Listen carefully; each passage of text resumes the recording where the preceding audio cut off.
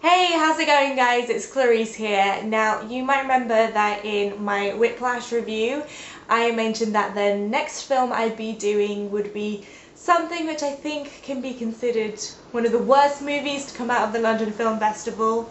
And now, yes, that time is finally here.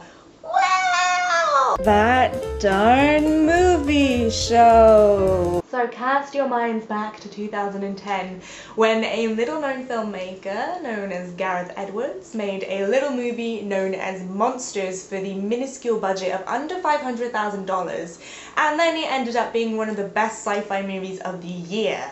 And I mega loved Monsters because I think Edwards has such a great gift for pacing. I mean, the fact that he withheld kind of the full reveal of the titular creatures until the film's closing moments. I mean, not only is that obviously like a massive gift to low-budget filmmakers, but I actually think it kind of benefits the film itself a lot. Instead of blowing the big CGI money shot in the first 5 minutes, you've got the entire course of the movie to build up anticipation and like an atmosphere of fear. So by the time they do eventually show up, you are already crapping your pants.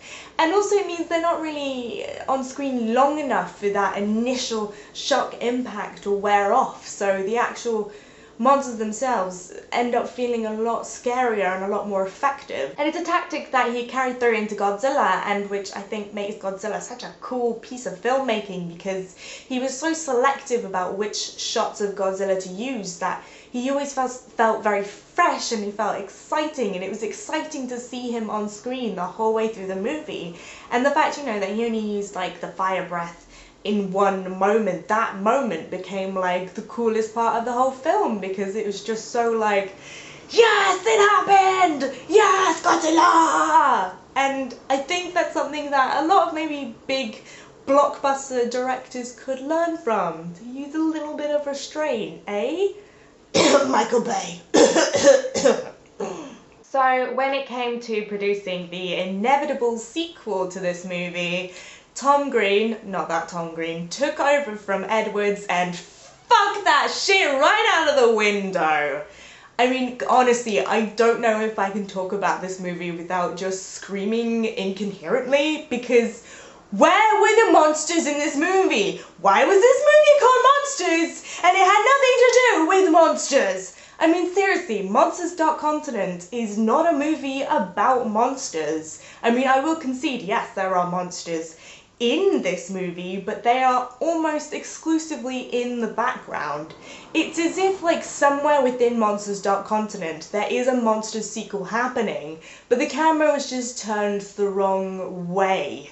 So instead of getting to watch a Monsters sequel, we have to watch some kind of like Call of Duty masturbation fantasy legitimized with the moralizing of a James Cameron movie, which is all the kinds of yuck in my existence. So some American bros from Detroit are drafted to go fight the insurgents in the Middle East. But before they go, they have one last night just partying down with some twerking hookers because bros, before they get plunged into their own personal shaky cam war as hell nightmare when they get sent to go find what happened to some missing comrades.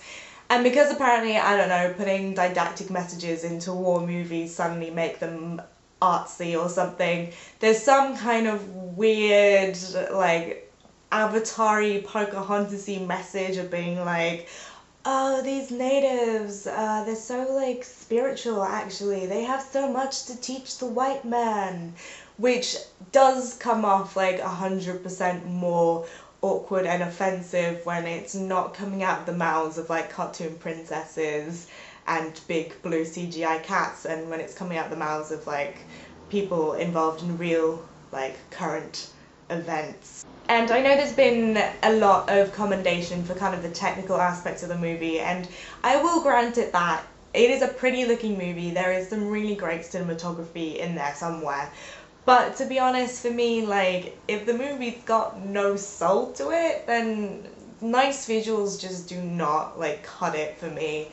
And also, I know I said that, like, the best thing about Monsters was how little the monsters were actually in it, so it might sound like I'm being really hypocritical, but the point with the original Monsters is that it was still entirely about monsters. It was about people who were kind of living in daily fear of them and trying to get through this infected zone. But here, like, it's literally like they took some run-of-the-mill, like, war movie and just on every 10th page just went, and also some monsters were there.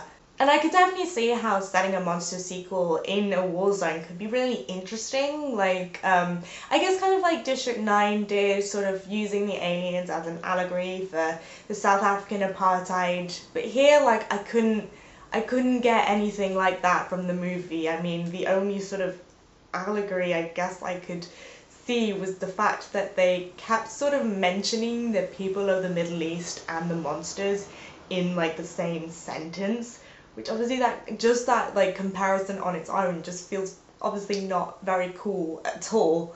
But I mean, that is just what I kind of perceive from the movie. I'd love to know if you have seen Monsters Dark Continent, maybe if you got something completely different from that movie, or if you also hated it, let me know, because I love being told that I'm right. But you can contact me by either commenting down below this video, or you can tweet at me here. And that's it from me. If you like this video, please take a moment to like and subscribe, and hopefully I will see you guys soon. Bye!